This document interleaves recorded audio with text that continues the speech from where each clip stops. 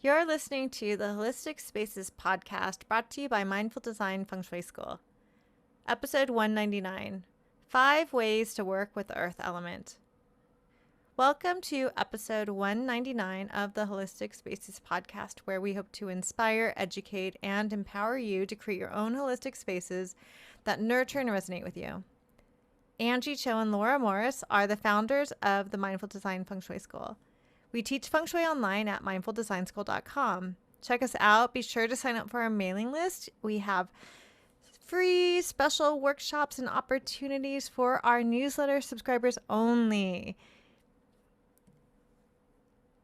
So, hi, Laura. How are you today? I'm good. How are you? I'm good. Uh, Good. yeah. What do we have? Anything to plug today? Um, no, I just tell people to make sure that they're on a mailing list because we're going to have something exciting happening closer to the end of the month, right? Nice special offer coming. Yes, we have something special for that time of the year when Mhm. people offer something special. I'm waiting for some of my favorite places to have a special as well. So Mhm. I'm waiting to buy. I'm ready to buy things. Yeah, and so we will send it to all of our subscribers on our email list. Will get the opportunity and the offer. So yeah, be sure to make sure you're on our list. Go to our homepage, mindfuldesignschool.com. Scroll to the bottom. You can sign up there. Yeah, Yes, join and the fun. yes, and we'll give you a hint. One of the opportunity has to do with gratitude Mm-hmm. and giving, as well as something a special workshop with me, Laura and myself. Mm-hmm. So we hope you guys will take advantage of that. So this week we're talking about the earth element, 5 ways to work with the earth element. So some of you might be wondering why we say 5 ways or 9 ways. And those are kind of really auspicious numbers in feng shui. Actually, 9 is the number of completion. And so 9 is one of the most auspicious numbers in feng shui. And then we also use 5 a lot because there's 5 elements, and earth is one of them. But there's also earth, which creates um, metal, and metal creates water. Water creates wood, and wood creates fire, and fire creates earth. So that's the 5 element cycle, and there's 5 of them. So we always like to use these the number 5 a lot, 5 and 9. So we wanted to work with 5 ways to work with the earth element. Mm-hmm. And Laura, why is this a good month now in November to cultivate earth energy and earth chi? Well, November, I would like to say, is a in the Northern Hemisphere, maybe not the one of the most beautiful weather. Now the leaves are all off the trees and stuff, and we're getting into really cold weather. But for many of you that live in the United States, I believe I live in Canada, so this is what I hear. It is a time when you gather with family, um, and you come together and share meals and such. So it's a big time The for holidays. the holidays for those of you that live, for me, south of the border. But it doesn't matter. Universally, it is a time where you just want to start to come in and nurture and prepare and, I don't know, just get really comfortable. And earth, that's earth to me. Earth is very much about getting back in the home, right? Being a homebody, maybe like that's super earthy.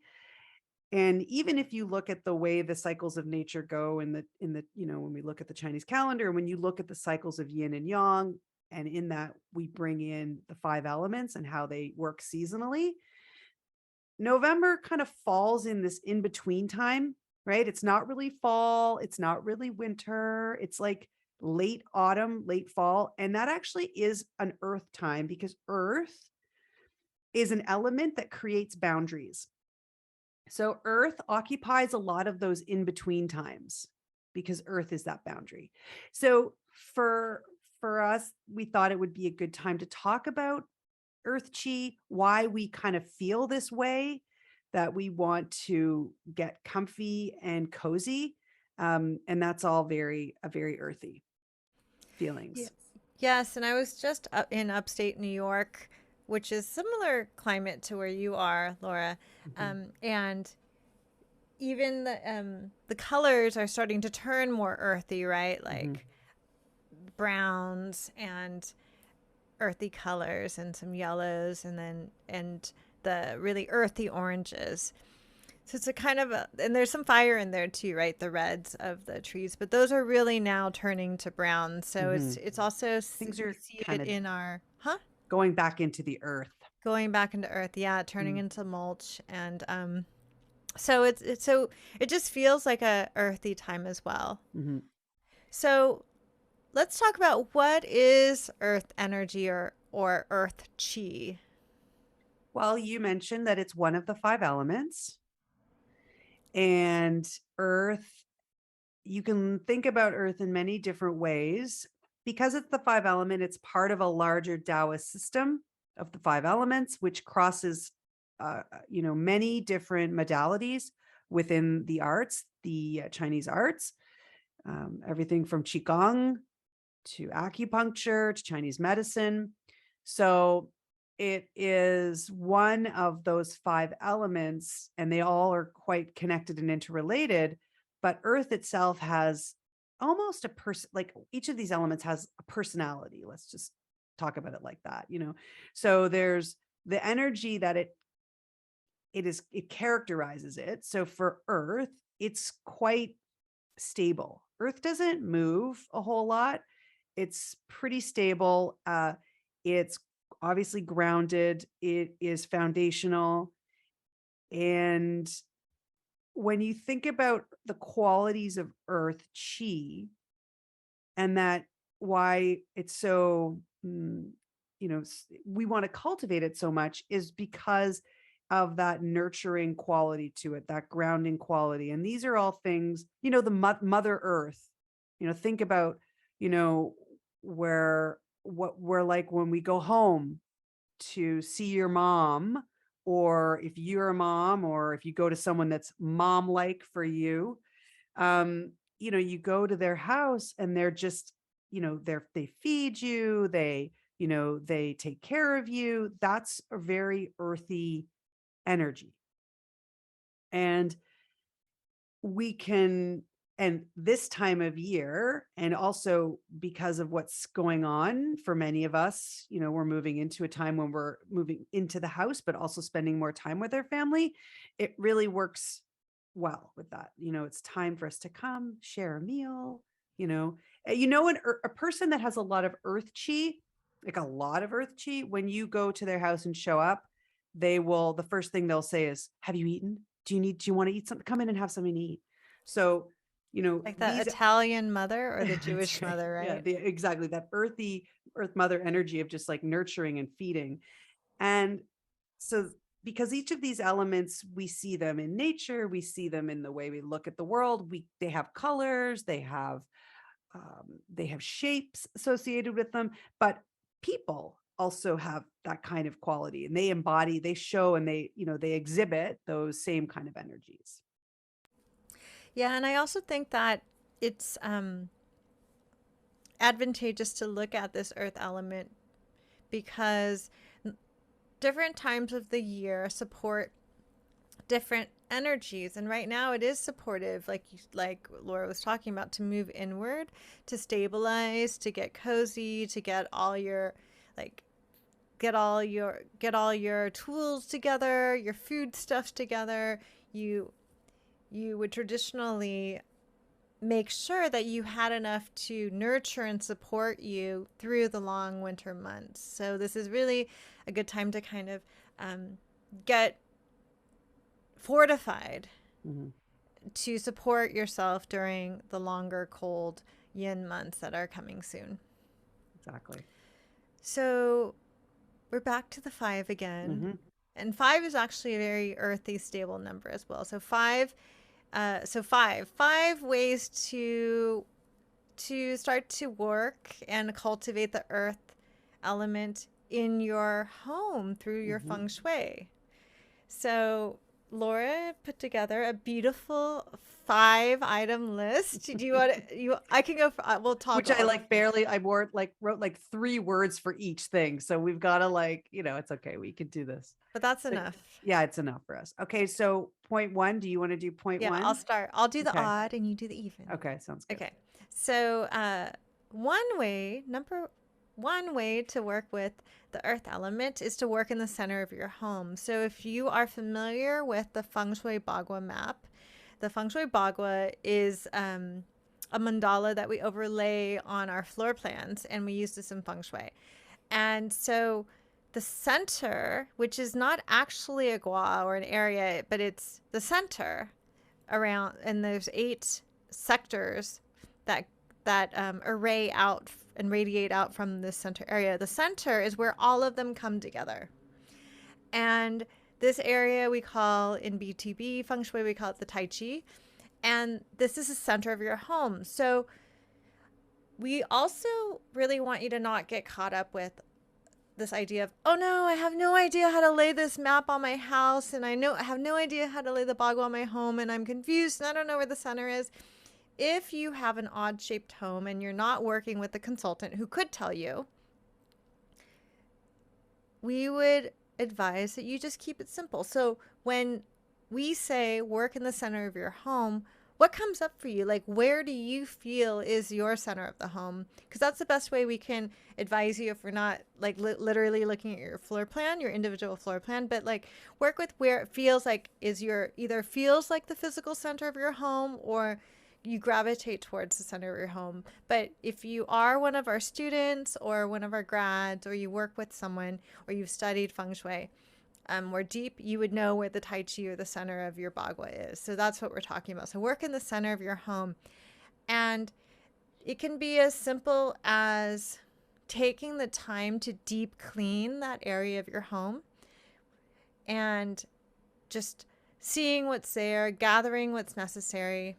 Or you can also refresh that area of your home, maybe like deep cleaning as a way of refreshing, but maybe you can bring in a new piece of art there, or a new rug, or even ring a bell there. So just bring some attention to the center of your home to pull everything together so you can feel fortified, supported, and settled, nurtured, and gathered and stabilized for this upcoming season. Yes. And so number 2 is, Angie was saying, if you don't know what the Bagua is, just so you know, if you go to our website and you click on the blog link, there is a link to a downloadable e-kit that will walk you through how to lay it. And again, you don't have to look at the whole house. You can just focus on your bedroom, for instance, because what we're talking about is we're actually focusing on each of the areas of the bagua that are connected with the earth element. And that's why we're doing it, right? So the next one, number 2, is to work on the area called kun in Chinese. It's also referred to as partnerships. It's often area where you talk about love and relationships. But if you dig a little bit deeper, pardon the pun, it is actually earth, but yin earth. And it has to do with things like the mother, with female energy, with receptive, being really receptive, because again, it's soft earth. So imagine soil that has been tilled, right? And it's for agriculture to plant seeds, right? It's that earth that helps us to grow. And that area, once you figure out where that area is, you can spend some time working on that if that resonates with you. So sometimes we tell people that are feeling really at a loss and maybe a bit overwhelmed, that's a good area because you can focus on yourself. It's a great area for self-care. Okay. So it's about love and nurturing, but love doesn't always have to be given out to others. We can also give it to ourselves. Okay. So there's ways, different nuances to that area.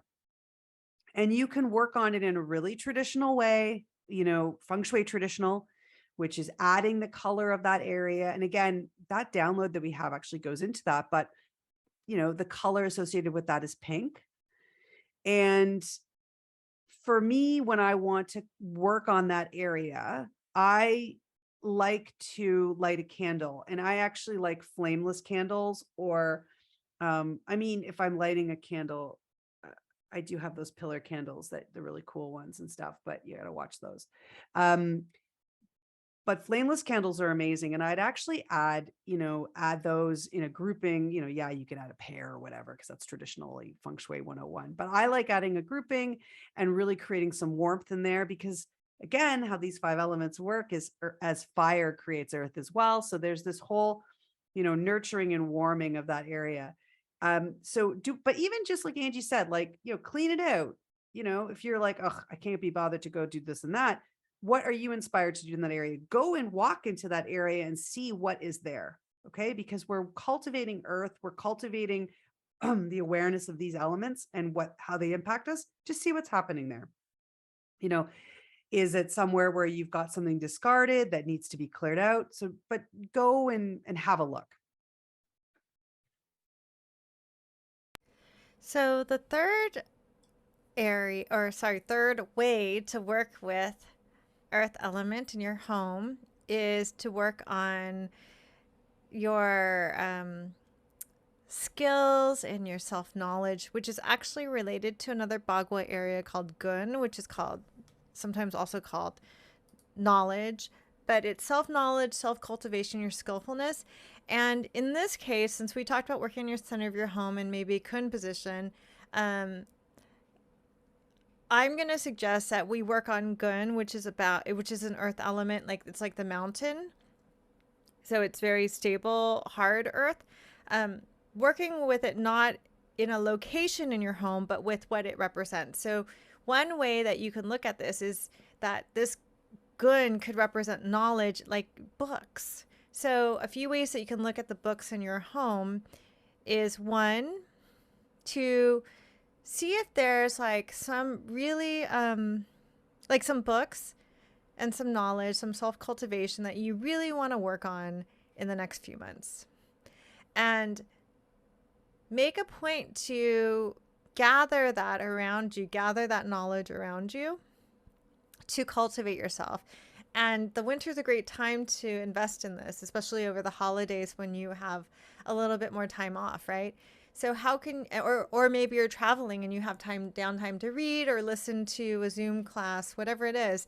But find a way to carve that out for yourself, something that you want to cultivate. It doesn't have to be anything super spiritual. It could also be like learning how to knit, or finishing maybe a class that you've really wanted to do. And I think the key is, though, select something that you actually want to do, not like a book that's been lying around that you keep meaning to read and it's been like year after year, you're just staring at it. And it's not about getting some more stuff, right? So really just decide, what is it that would make you excited about learning something new, either deepening some skills you already have, or self-knowledge, or exploring something new. That's up to you. But carving out the time to explore that for you, and that really will bring for you earth element, because that's about nourishing yourself and nurturing yourself and doing something that supports you. The fourth way that we have listed here to cultivate earth, the earth element, very simple. You can add yellow to your life. So each of the five elements has a color associated with it. And for earth, it is yellow. That's the traditional color. Yes, earth tones and browns and stuff obviously are earth as well. But traditionally in Feng Shui, it is yellow. And when I say add it to your life, what I'm meaning is, sure, you can decorate with it. That's one way. But what color can do for you, and especially when you're doing it with the intention of bringing a particular energy in, like that nurturing earth chi and that grounding, stable earth energy, is by bringing that color into your field of vision. on a regular, sort of on the regular, like when you wake up, when you walk through your home, maybe what you wear, maybe when you look in the mirror, you see you've got, yellow citrine necklace, or you've got your bouquet of yellow flowers that's, in the middle of your kitchen table that you see all the time, or when you wake up in the morning next to your bed, you have, a yellow Gerber daisy, something like that. That will actually impact your chi. That will shift and change how you feel and what you do, especially when you're doing it with intention. You can wear a yellow scarf. Yellow is sometimes a tough color to pull off, but you can get really creative about how you see that color with intention every day. And you can do it for just 9 days. Like, just give yourself 9 days to see how that feels, to practice that embracing of how color can make you feel and impact you, and especially when you're using the layer of feng shui and the energy of the earth element. Yeah, I'm wearing yellow today. You are, and you're Yeah, it's pulling it off. You're thank you're you. doing It's it. kind of a little bit of a greenish yellow, but it still works. So, last but not least, we have way number 5, which is practice earth activities. And what are earth activities? You can look at it simply as activities that nurture and support you, but there are like some that are more earth element oriented. So, like for instance, we talked about the Italian mother cooking. So learning, maybe even learning to cook something new, or cooking something that you love, or cooking something that your family member loves. So cooking can be a way to nourish yourself and to cultivate earth chi, earth energy. And then, do you want to toggle between these? Sure. Um, Bringing people together, gathering, entertaining, um, entertaining, depending on how wild and crazy it is, can also be water or fire. It depends on what kind of entertainment. But in this case, what we're saying is bringing people together, bringing family together, and sharing a meal. So cooking and sharing a meal and coming around a table together is very earthy. So, another one is supporting. So, that can be that you support someone in your life, like a family member that needs a little bit of extra help. And it doesn't mean you have to do anything, but you could just simply say, like, are you okay? Right. And just noticing that someone might need a little extra support in your life. Because remember that Earth, she is like a bit like a mother, like maternal. And it doesn't have to be overbearing. It could be like a grandmother too, right? Mhm. Um, yeah, I think that's enough for support. That's good. And then I think the last thing you could, well, idea for Earth Chi activity would be for you yourself to feel really grounded. And what does that mean to you? I think for me, the best way I can do that, well, for me, I would cook. That actually that's my number one go-to thing, is to cook a meal. But getting grounded, like physically walking outside on the ground, everybody's situation is different. And you might live in a condo that's like, however many stories up. And so just by taking that trip down and taking a walk on the actual solid ground, and if you're lucky enough, to go out into the outdoors and walk on, dirt ground, is really, you're connecting with that. You're connecting with the energy of the earth at its core, really fundamentally. I have a funny story about that. You know how like a lot a lot of books or people, not books, but a lot of like holistic things say like, oh, take some time and go outside and just like go out barefoot and walk on the earth, right? Yeah. Have we told you this story before? No. Okay. So I'm like, okay, I'm going to do that. So I went for a walk with the dogs to the park. And as soon as I'm like, okay, I'm going to take off my shoes. So I took off my shoes to walk in the grass and I immediately stepped in dog poop. Hmm. Hmm. Yeah, maybe you shouldn't do that in New York City. I know. I was like, I am never, going to walk That's barefoot in New York City Park again. yeah. Well, that's I would say that that's pretty earthy. You're experiencing some real earth chi there. That's Doggy. true. Yeah. Yeah, but maybe what I'm saying is that you don't need to go barefoot, everyone. I'm giving you permission to keep your shoes on. And but just really be mindful and ground. And then this way, if you do step on dog poo, it's not as horrible as when Angie did. Yeah, I step on dog poo a lot, but that's the only time I stepped on it barefoot. Thank God. I can honestly say I have never stepped on dog poo barefooted. I just want to say that for the record. And that's how we're going to end That today's you know podcast. of. That you know No, of. I know. I know. I 100% know. But okay. Well, thank you, Laura, for putting together that wonderful list. And thank you so much for listening to this episode of the Holistic Spaces podcast. You can tune in every week for a new podcast episode. And if you like our podcast and this episode, please share it with others, subscribe, leave a review. All of that stuff actually really helps. You can also support our podcast by checking out our offerings at mindfuldesignschool.com. We have a mailing list we'd love for you to be on because we send you some love notes every week. And we also have special offers and workshops and events only for our newsletter subscribers. And we do have something coming up soon. So we hope you'll join our mailing list if you're not already on it. You can go to mindfuldesignschool.com, scroll to the bottom of the page, and there's a place to sign up. And also on your podcast app, whatever you're listening to us on, there should be some kind of link in the show notes to also subscribe. So we'd love to see you at one of our events soon. Join our mailing list, and we will see you next week. Thank you so much for listening.